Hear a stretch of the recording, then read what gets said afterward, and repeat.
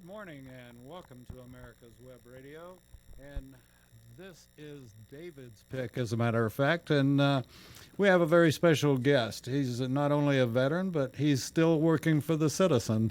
But we'll get to John in just a moment. Right now, we're going to do what we always do, and that's the J. Roy Ritchie Memorial. And as many of you know, J. Roy was my roommate in college and died from the effects of Agent Orange about a couple of months ago. And so I started a memorial for him. And if you go to our website, americaswebradio.com, that'll be the first thing you see. And it's basically a prayer line, veterans praying for veterans.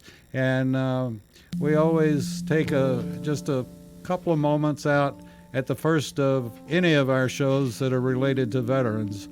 So I ask you to pray for your brothers and sisters now. We'll be back with you in just about 1 minute.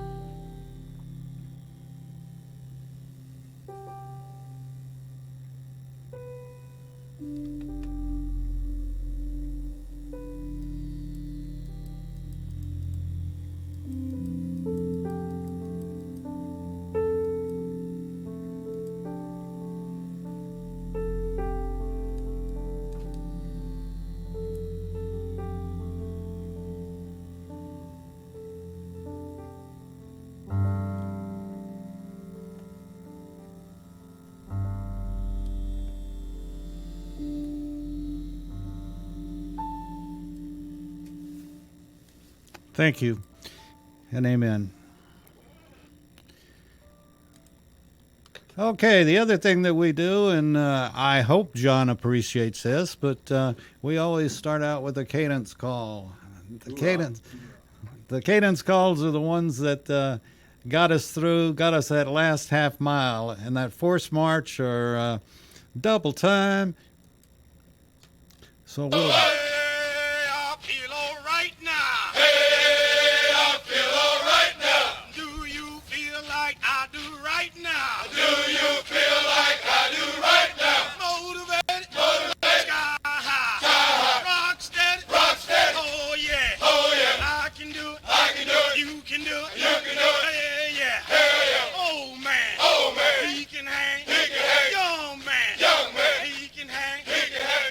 Okay, everybody's up and going now and ready to finish out that force march that we have to do today.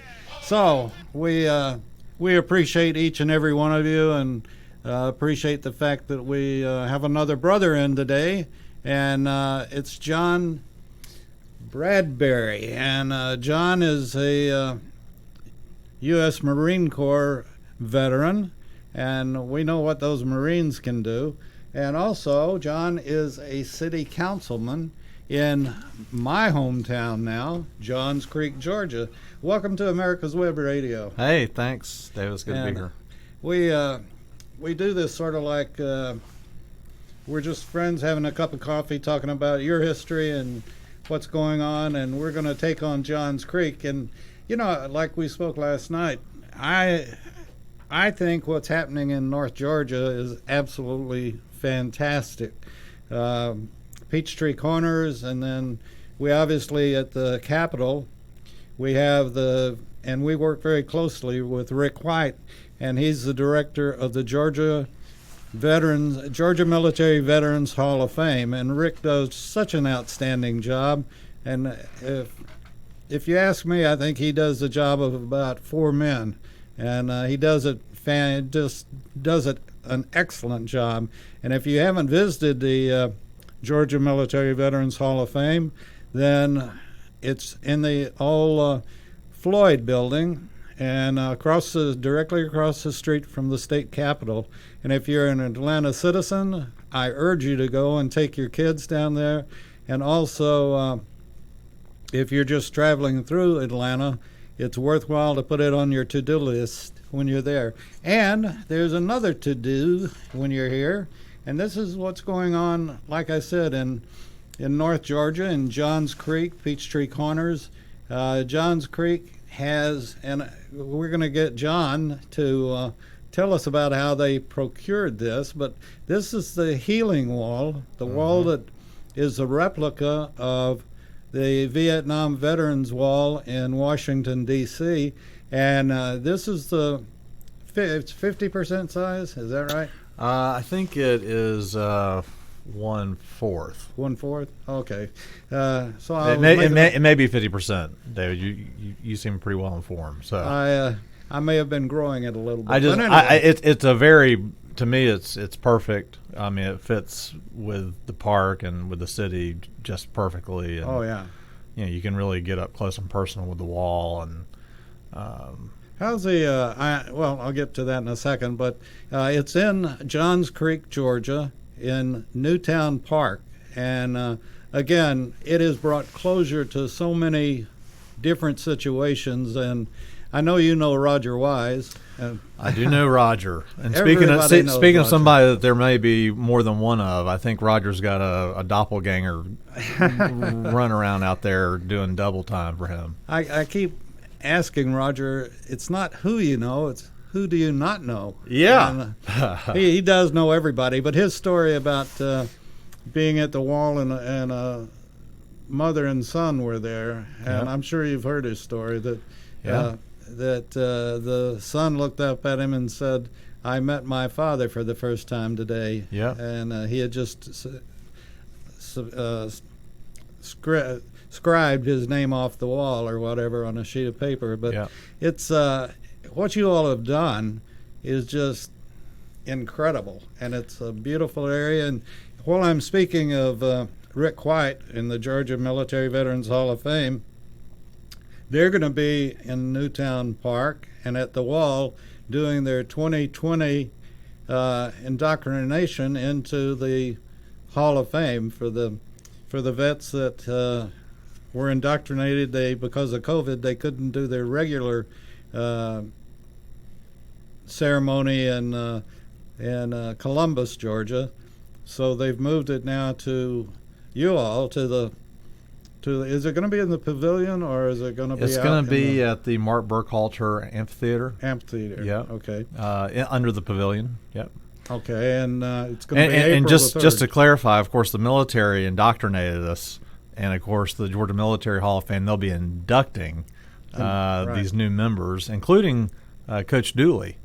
Which is going to be a real treat. And, of course, he was a former Marine. What did I say, indoctrinated?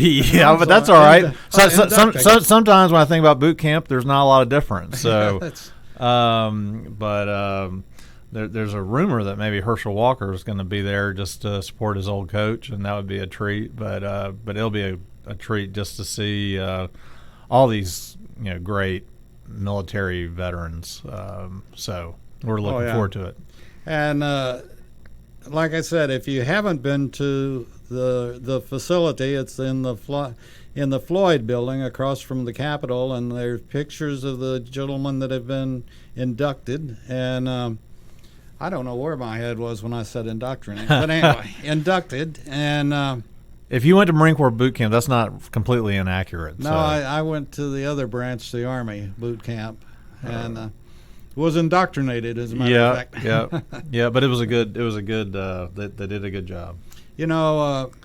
That's one thing that we talk about, and we talk about it frequently on a number of different veteran shows that we do, and that's the fraternity that you join when you join the military. And whether you go to the Marines or Army or Navy or whatever, if you've served, you've served. And it's we had a call from somebody the other day that was talking about the show, and that they had served and wanted to know more about what we did and what we do.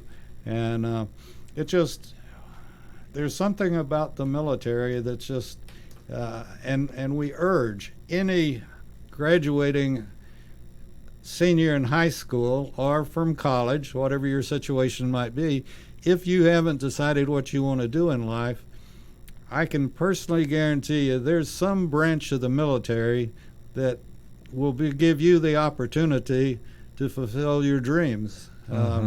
and not only during your training and during your active duty time, but also they will provide one heck of a resume for you, and then you can go on to college on the GI Bill or whatever you want to do, and proceed with your background. That's right. Or what you want to do. That's right.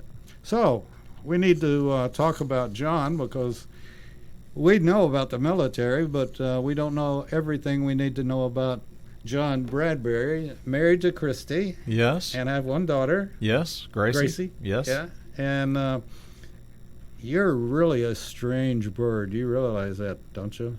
Well, I do know that, but exactly how you're referring to, I'm not sure.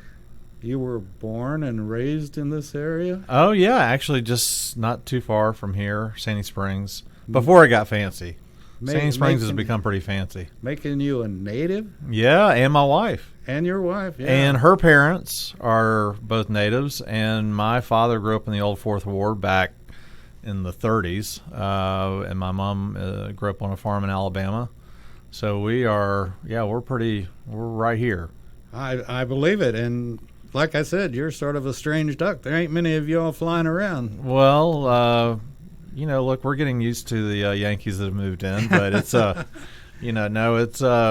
Atlanta used to be a little bit more quaint. I think it was a little bit more friendly when it was smaller, but it's still a great place to live. Oh yeah, and I say unfortunately, that's probably not the right word. Whether they're Yankees or I don't know what you call those people from California, but they're moving in here as well. Oh yeah, and the real estate. You and I were talking yesterday. I don't know where they're moving in from, but the real estate everywhere I think is pretty hot. But in Johns Creek, it's super hot. And how many folks live actually in Johns Creek? It depends on who you ask, but I would say a solid number is 85,000. It could be plus or minus 1,000 or two, but 85,000 is a good number. That's a lot. Now, how long have you been a councilman? And what? Oh, wait a second. I wanted to ask something else first. What made you want to join the Marines? So I have always loved history and the country and been very patriotic. Loved Ronald Reagan, and I think that there was something about Oliver North during those hearings, and him in those in his it's not his dress blues, but his dress greens. And if you're going to join the military, am I going to get in trouble if I say why not join the best? No, other than I have a major that's in the U.S. Air Force, and if he gets upset, I'll pass it on to you. But well, I thought that I wanted to become an officer, and Paris Island communicated to me that I think I had gotten enough of military life in a very short period of time, and I decided that probably a career in the military wasn't going to be my thing. I was a reservist, a college kid, was proud to have done it. Some people have said, well, John, why don't you talk more about what you did in the military, or why don't you wear it on your sleeve? Because most military guys, they're so proud of it, and they're always talking about this and that, what they did in the military. And to be frank, I always felt a little sheepish because, like you're naming people like Colonel Rick White. I get the impression that maybe he was holding back the North Vietnamese with one hand, perhaps. Rick, I know you're listening.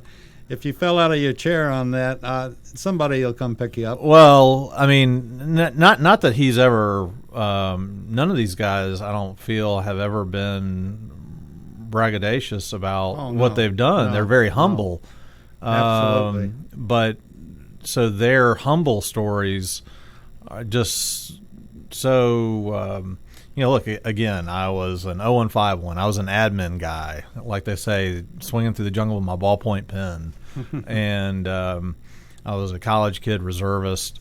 And so I don't have any kind of real sexy stories to tell about my military career, if you can call it that. I was happy to be a weekend warrior. Well, like I mentioned, the one hardball question that I always ask, and you being a member of the Johns Creek Veterans Association brings it up because there's a guy there. Now, my question is, can you name one veteran that you know that can tell only one story? I can't. I feel like you've probably asked that before. Yes. I ask it of everybody, and the only veteran that I know of that can only tell one story is Submarine Mike. The problem is his story just keeps going. Oh. It never ends. Well, my problem is I think that a lot of my stories are not for public consumption, probably not for mixed audiences. So, but I tell you, again, it's something that, and I've been very fortunate with this show and with the station that I never really considered myself a veteran. I was a weekend warrior like you were, and have had regrets that I didn't go to Nam. In some ways I felt like I served, in some ways I felt like I let the nation down. But Rick and many of the other veterans that have been here have, flattered me by saying, you serve. And one of the crimes, in my opinion, today is only 1% of the country ever serves. And, I don't feel like that someone has to serve in the military to have served their country. I do think that we have not done an adequate job as a country of inculcating the importance of love of country and why. This is a phenomenal country, and it's a blessing to have been born an American. Oh, yeah. And, there are people in the country that seem like they want to tear all that down, and for what purpose, I'm not exactly sure. But, for me, it's something that I try to pass on to my daughter and any, younger people especially. But, talking about Roger Wise, Roger always talks about how, freedom is not free. And then you got Colonel White, who has the Georgia Military Hall of Fame. The folks that are... By the way, I want to throw in the name Paul Longer, too.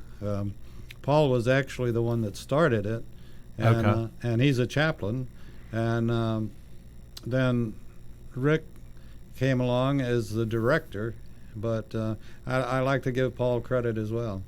But so, where I was going with this is that, here are people that they had a distinguished military career when they were physically serving, but I feel like they continue to serve the country as being kind of advocates, or they proselytize about the spirit and the meaning of the country and the rights and responsibilities of citizenship. And those people are serving as well. And you're serving right now by doing what you do with America's Web Radio. Because I don't remember who said it, but it was probably one of the founders. But someone said it's not like freedom is the natural state of affairs, right? It's not the way that societies normally operate. What seems to usually happen is power gets consolidated, and it's either in the hands of a few or a single person, and everybody else kind of gets screwed in the process with their rights and their freedoms being taken away. And so it's a precious thing, and it's something that we have to protect. It's something that we have to educate ourselves about. It's something that we have to talk to our kids about.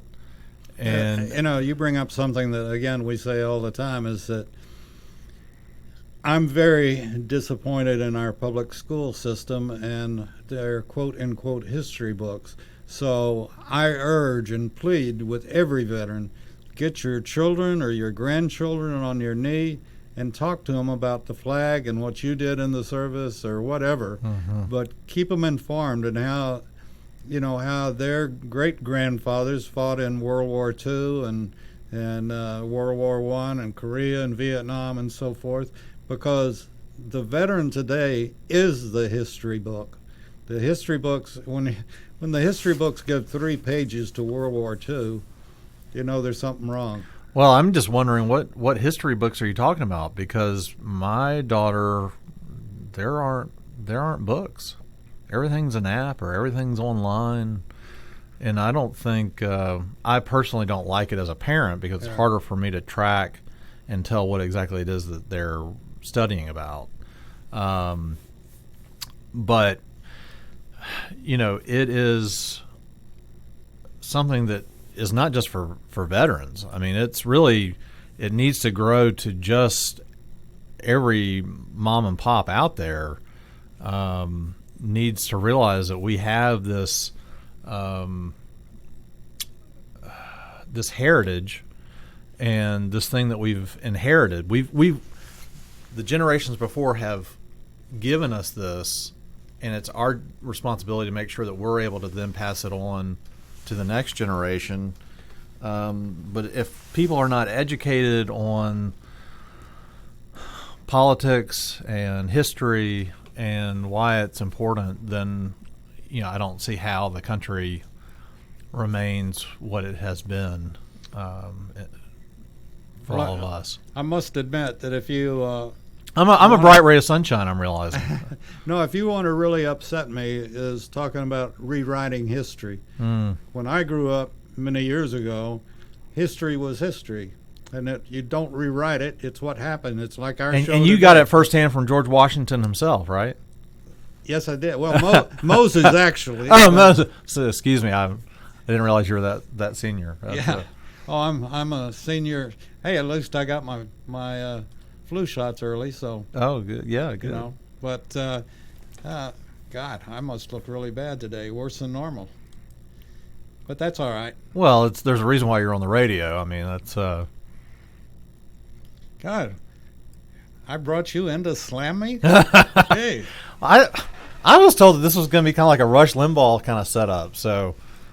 I was told to. It is. It's the poor version. Yeah, I was told to be ready for anything. Oh, okay. Well, yeah, you're proving that it sounds like it's Marine 2 and Army 1 right at the moment. Well, that sounds about right.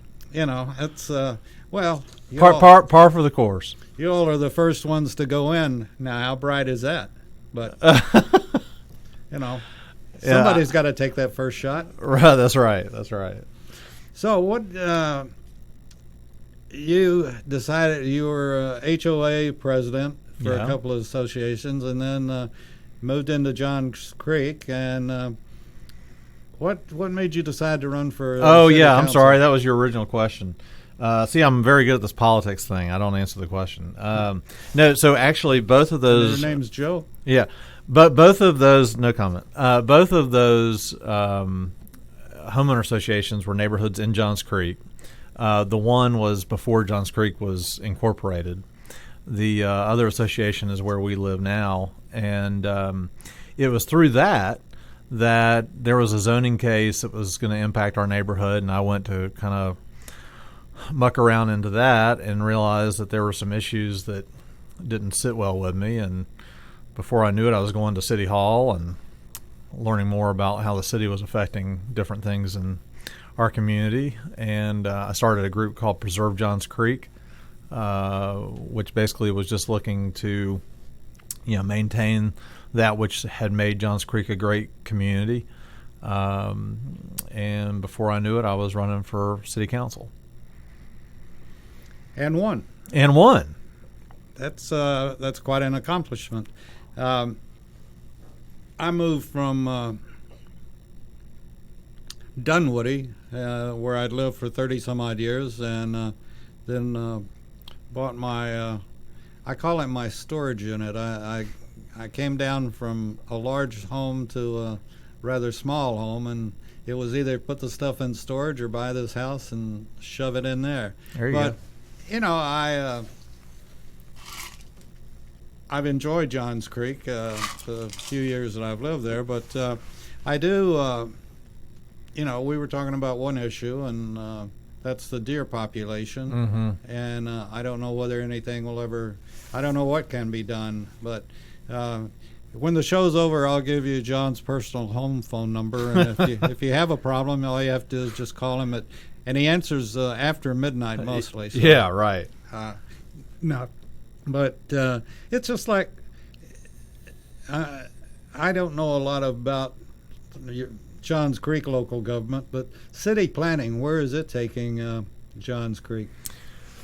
Well, so Johns Creek 1 is, for the most part, built out. There's not a lot of open land still available in Johns Creek. So right now it's really, how do we redevelop? You had trends in retail where shopping centers were, often had vacancies, some more than others. And then with COVID, of course, the retail environment really kind of shut down for a while. And I think COVID, for me at least, kind of made it very clear that Johns Creek has a vested interest in seeing the shopping centers revitalize themselves. We can't do it for them, but we can demonstrate that we're willing to be flexible to allow them to come to us with innovative ways of, remodeling, perhaps adding some living units. Here's the person that started Preserve Johns Creek saying, hey, let's add a little bit of density. I'm not saying that we want to have, high-rise towers or apartments, but I am saying that if they need to look at what can they do to reinvigorate that shopping center, if that means adding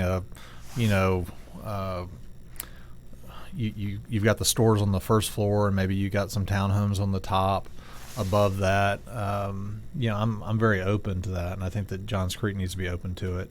One of the things that I've read about recently is, and I think they've done it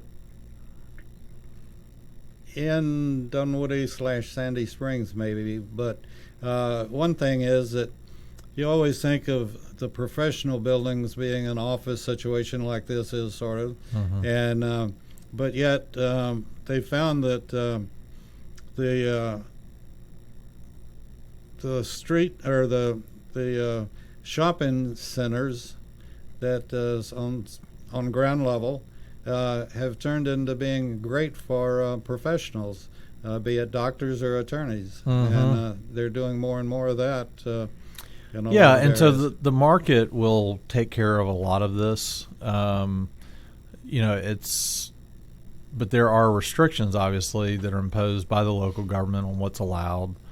And so I'm just saying that I'm open to seeing what's the latest and greatest proposal that, a shopping center may have, because, these shopping centers have the potential to kind of be like little village nooks, little village centers, and if we allow them to make some changes, maybe they also provide some green space, do some other things that might help the residents in terms of stormwater runoff, but a vibrant retail is very important, I think, for a community. With that being said, John, we're going to take a break, and we'll be back with John Bradberry right after this. Ladies and gentlemen, boys and girls of all ages, join me, Roger B., every Tuesday at 1400 hours right here on America's Web Radio for the Locked and Loaded Show.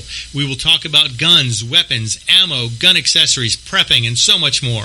So be sure to join us every Tuesday at 1400 or 2 p.m. for Locked and Loaded on America's Web Radio.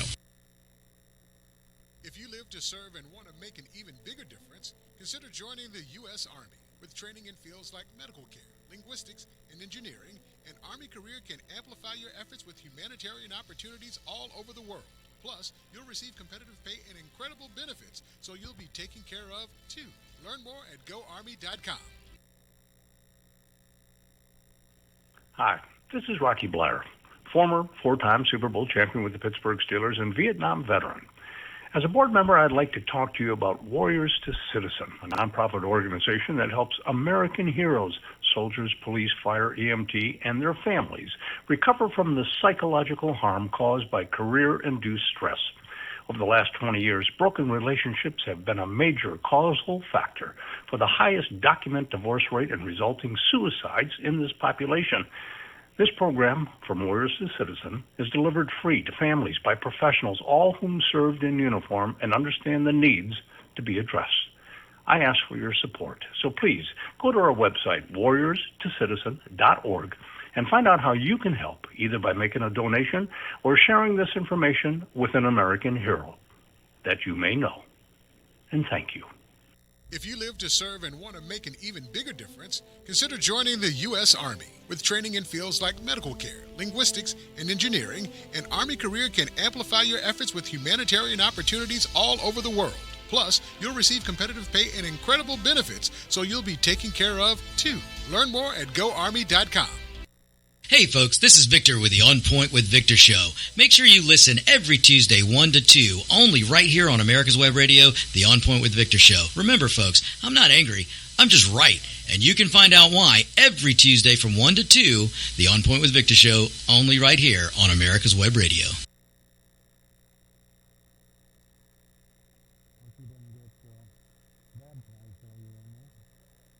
You're listening to America's Web Radio on the AmericasBroadcastNetwork.com. Thank you for listening. And we're back on David's Pick on America's Web Radio with our guest, John Bradberry, a veteran from the U.S. Marine Corps and now a city council person. And do some of the meetings get sort of heated every now and then? Sometimes. Sometimes somebody might get a little excited and maybe they need to be checked. You got 7 distinct personalities and, sometimes different priorities, and there's bound to be conflict. People will say, oh, well, I don't like politics. And I say, well, there's politics anytime you get 2 people together. That's true. I don't know. I would imagine even the very best of marriages, there are going to be discussions, disagreements, conflicts. So it's not anything super unusual. Does John Creek's do you all have districts, or is it just city council is a city council for everybody? We are the city council for everybody. We all run citywide. There are no districts. They call it post 1, post 2, post 3, but really we're all just running. And like I said, after the show's over, I will give John's home telephone number. Right. Sure. My wife will love that. And I respect her for what she does. No kidding. Pharmacist. And well, yeah, that too. But just being willing to, allow me to do what I'm doing with city council. I think about that often. People don't realize what kind of contribution the spouses make. This is again something that I normally will have done already, but that is that for every person that's been deployed, it's actually the spouse is deployed too, whether it's man or woman, and they serve. Your husband may be in Iraq or whatever the situation might be, but you're serving, taking care of the home front, and that's as big a service and duty as anything else can be. And you can take that whole roll with you if you'd like, John, and stick an American flag on whatever you mail out. Okay. No, it's a good-looking sticker. There he goes. Even a jarhead can get a sticker undone, right? Well, I wasn't going to say that, but that's what I was going to say. So, one thing, too, that we have not been stressing here, and we want to stress, is the fact that if you want to send me an email, send it to GM at America's Web Radio, and if you've got a complaint or if you'd like to hear something or a veteran, and this is something that Rick White asked me to mention too, is that if you know a veteran that you feel like should be in the Georgia Military Veterans Hall of Fame, please contact Rick White at the Georgia Military Veterans Hall of Fame. The requirements are fairly simple in that they have to have been born here or been a 10-year resident, I believe, of Georgia to be considered, but they're always looking for good candidates. And again, contact Rick White, and they will take it from there, and they would appreciate it. The other thing that I've been wanting to point out, or have been pointing out just for the last couple of days, is that I don't know if you're aware of this or not, John, but 1 out of 4 homeless are veterans. And we work with a lady named Frankie Holbrook that has the Shining Light Ministry, and right now we're a drop-off point. If you have a bunch of plastic bags that you've gathered up from the grocery store, put them in a big plastic bag, and we'll get them to Frankie, and she has a group from Forsyth County Central High School that's putting together mats out of these plastic bags that people can sleep on and keep them dry when it's raining, or keep them dry when they're trying to sleep on a wet sidewalk or cold sidewalk or hot sidewalk. And we have a homeless problem. In fact, I would say Johns Creek is one of the few areas I don't see any of that. Do you know of any? Many years ago, I do remember someone that you would see on the streets. But, one thing I would touch on is obviously COVID has affected some more than others financially. One of the things that I'm pretty proud of the city of Johns Creek and our council for is that we received money as part of the CARES Act. And that was, of course, to take care of people that were impacted negatively by COVID and the pandemic and the shutdown. Some communities, some cities, they put that into their general fund in some part. Johns Creek, we actually said, no, we're going to make sure we push it all out to the community and get it to where it can help people the most. And so, for businesses, we did a thing where, if you're open to the public and you have a physical storefront, then you can qualify for one of these grants.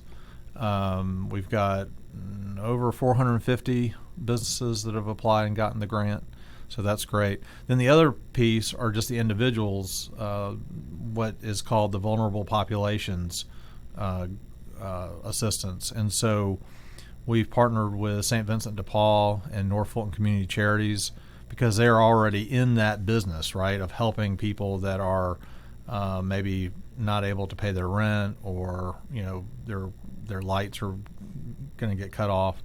And so we pushed a large amount of money to them to then help these people. And to me, that's really what this relief was supposed to be about, was helping those people that were impacted. And if you think about it, if you can keep somebody in their home, then that's a lot better than them falling into a welfare situation. So, but that's a temporary thing, just with COVID. By the way, I want to commend the Johns Creek Police Department. I think you all have one of the best in the country, and fire department. I've never had to use either one, but I know your reputation or their reputations are both very good. Well, it is an excellent department. The interim chief Castro is doing a great job. We obviously have had. We saw the need to really look at what can we do to make the department even better. Obviously, what happened with George Floyd highlighted that there are ways of improving our department. We saw that we could improve and make public safety better if we provided a mental health skill set. Officers were already getting training in that area, but we didn't have anyone dedicated just in the mental health arena. And likewise with crisis intervention training, they have the training, but not anyone specifically just in that role. We just this week we have now active a person from the behavioral health department in a partnership with the state of Georgia that is going to have us be able to deploy a person to talk to the victims of crimes, the potential assailants of crime. Maybe it's just someone that's having maybe life is just kind of taking them kind of to the edge, and this person can interact with them and hopefully de-escalate the situation. And so, it's great to have police that can make arrests and maintain the public order. It's also a good thing that we're able to now do an even better job of trying to prevent crime and try to prevent situations from spiraling out of control. That's great, and we were obviously just all of us were shocked at the incident of a couple of days ago, and it's we're just in a strange time, and I've never seen anything like this, and that's why we want, if people have comments about shows or shows that they would like for us to do, they're more than welcome to contact us and let us know what you're thinking, and if we can help. Just like I don't know, are you familiar with Warriors to Citizens? I've not heard of that. We just played a spot by Rocky Blyer, and he's involved. He's on the board, and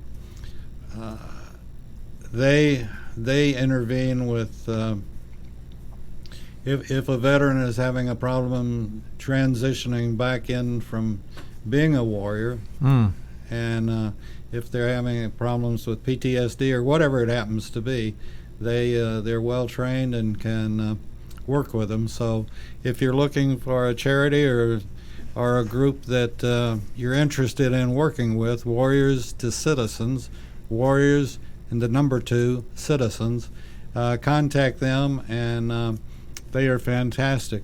Let's get back to April 3rd. We're going to have the induction ceremony. Yep. At for the Georgia Military Veterans Hall of Fame at Johns Creek. Do you know offhand when that starts, John? I forgot to ask Rick.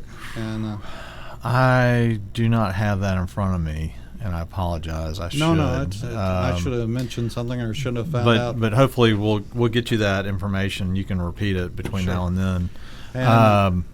But the wall that heals was pretty tremendous. The city did buy the actual wall, the actual panels that make up the wall.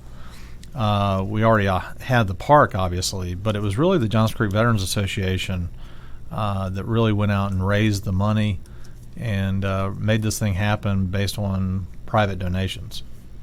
And say something bad about Mike Mazzell, and I'll have. How much time do we have? No, Mike Mazzell is the president of the Johns Creek Veterans Association, and he is a super guy, and has done. My goodness, to have to put up with a city council and mayor and all of this. Talking about a politician. So Mike will call every once in a while if something is not to his liking, and say, John, I think maybe you need to make this better. And of course, as a city council, I don't have any ability to physically, we don't execute, right? We set policy, but it's always good to work with Mike, and it's a very committed group, the Johns Creek Veterans Association. If there's anybody listening that's in the Johns Creek area that is a veteran, we'd love to have you. Now, back before the pandemic, we were meeting once a month live. Now we do it via Zoom. We're doing it via Zoom, and I think we have had some live. It seems like it changes lately.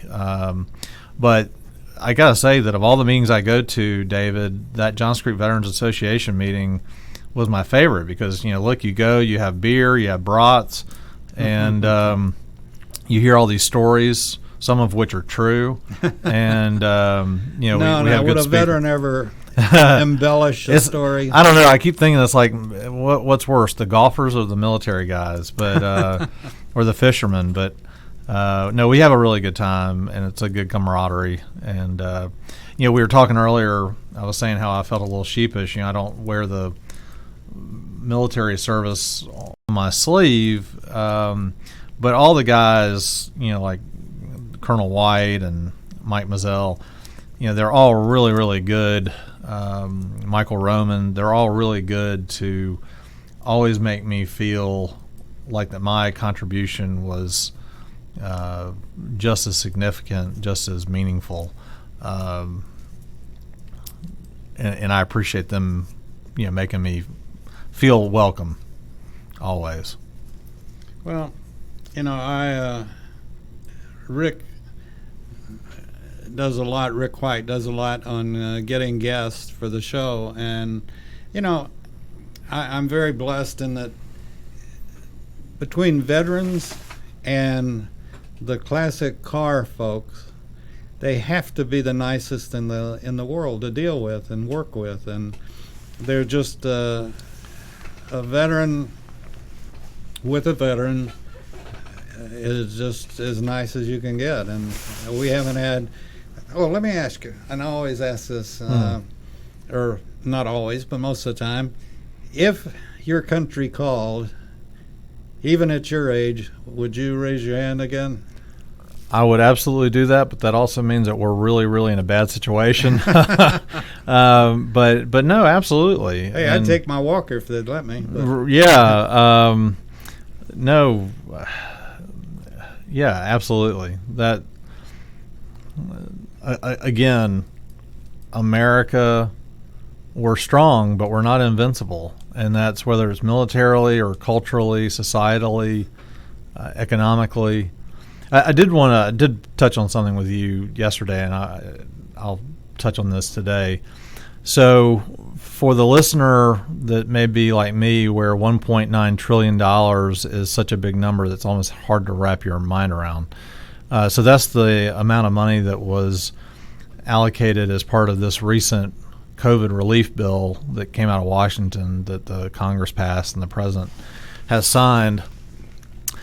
Just to make it real, Johns Creek is a city, like we've said, that's around 85,000 people.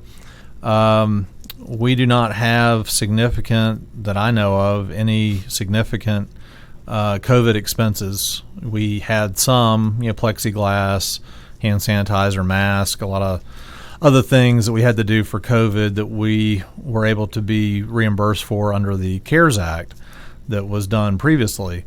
And then from a sales, from a revenue standpoint, we really did not have significant revenue shortfall. There was some blip on the radar for the sales tax, but it was not enough. It was not significant enough to really put a hole in our budget. So the point being that of the $1.9 trillion that was passed, $26 million will be coming to Johns Creek. The city of Johns Creek is going to get $26 million. And, if you think about that happening all across the country, every town, every city, every state, if it's like it is in Johns Creek, it's not that we can't use the money, because we have very real needs, and I think that we will put the money to good use. But there was not an emergency. And, I saw people say, oh, well, we need to thank our senators, because they got us this free money. Well, it's not free. And, we can talk about the military all day long, and they can train and they can be equipped. But if we do not have a solid financial footing, that is also a national security risk. And, it's a great thing that we are able to finance our debt in U.S. dollars, and we'll be okay as long as the rest of the world's okay accepting U.S. dollars in repayment of that debt. But if and when the rest of the world ever says, well, no, we don't want U.S. dollars, we want it in another currency or gold, we'd be in a really bad spot. And you talk about inflation and high interest rates, and I don't even want to speculate what it would do to the economy. But we need to get our financial discipline back in this country, because it's really a big problem. How would you recommend doing that? Contact your representative and senator? Well, so I've started work on a resolution. Boy, I tell you, it's amazing how quickly this politics thing starts sounding political. But I'm starting on a resolution that I'll be introducing to the council that basically just says, hey, Washington, we can't afford any more of your charity, because of the reasons I just talked about.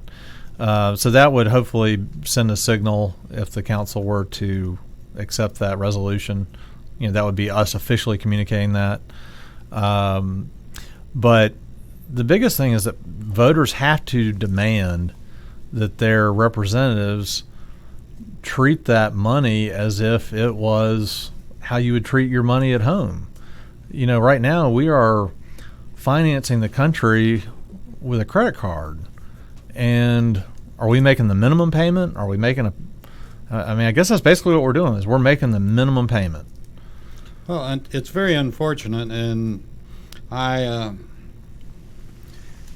we do so many different shows that it's hard to paint them all like this, but I can tell you for the most part, it's the same, and it comes down to one thing. We have the most abilities for education now. Anybody can go online and find out just about anything you want to find out. But as a society, we have become extremely lazy. We take fake news as gospel, or we take opinions on channels as gospel when all they are is opinions. They're not fact, they're opinions. And just what you said, and the only thing that I've seen, do you like ticker toys? Would you like me to get you one? This is a lot of fun to play with.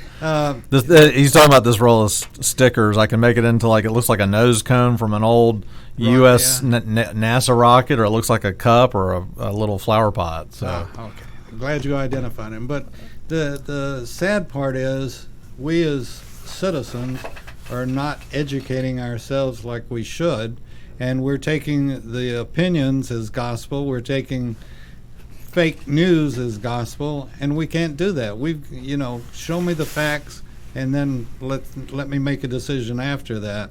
And this, I think COVID has brought it out more than anything else. Now, the one thing I am seeing is people finally waking up why is my tank of gas so expensive now? And they're finally waking up that, cause and effect. And cause, part of it is due to the shutdown of the oil pipeline. Part of it's due to, there are a lot of factors, but you can go online and find out. And you can go online and find out why farmers are hurting, why, there's so many things that you can find out that we've been taught to believe national news people as being factual, when in many, many cases, I know when I worked for a large radio station, if I had given my opinion, I would have been fired in a heartbeat. And well, there was the story this week about how there was a quote attributed to President Trump that was found to be made up, that was in the Washington Post. I will go on a regular basis to foxnews.com, but I'll also turn around and go to cnn.com and I'll compare the two. I'll read about the same exact subject and see how the same story was covered in the two different sources. And I think that's the only way that you can get any semblance of knowing what exactly is going on. Because, frankly, there are stories that don't appear at all on CNN, and there are stories that don't appear. I think Fox is a little bit better about, covering the good, the bad, the ugly. But you've really got to work at it to make sure that you're not being, and we're going to go back to indoctrination again. I don't want to be indoctrinated by one of these big media companies. You've really got to work hard to make sure that you're getting a balanced view and a more complete set of information. Well, again, going back to my age, what we're going through right now didn't just accidentally happen. This has been planned for many, many, many years, and it really, literally can. And you're too young to remember this, but you may know the name Nikita Khrushchev. We will bury you, right? Pardon? He said, "We will bury you." Yep, and without firing a shot. Mm-hmm. And this is while he was slamming his shoe on the UN table, and they're doing it through, like I said, our textbooks. They're doing it through indoctrination in universities, both on the level of teaching as well on teaching people to be teachers and teach socialism. And you're not hearing anything about this today, but I was always taught that socialism is the first step to communism. And folks, we're getting closer and closer. We were talking this morning on Doctor's Lounge about the fact that there is and going to be a tremendous medical shortage, and we talk about the crisis at the border. There's going to be a crisis in medicine, and it's coming very shortly. Well, one thing, people talk about follow the science. How about the science of economics? Follow the money. Well, there are laws of economics. Certainly. There are laws of major. there are laws of supply and demand, and when the government makes artificial restraints on demand or on supply, there are offsets. There are dislocations in the economy, and the more socialist you get, the more dislocations and waste you get. It's really just economic science. Yep. John, we're going to have to wind it up. I want to thank you for coming in. And well, thank you. If I hadn't, I know that Colonel White would have gone and physically gotten me out of my house and brought me down here, so I had no choice. Then maybe I shouldn't ask the next question. Will you come back? Absolutely. It's been fun. Well, glad you enjoyed it. And as we'd say in the Marine Corps, it's been fun, it's been real, but it hasn't been real fun. Well, thank you. Quick Stakes, that's QUIK Stakes, are not just for surveyors. They are great for family and community gardens. Go online to www.quickstake.com or contact your local land surveying supply dealer and get you a box of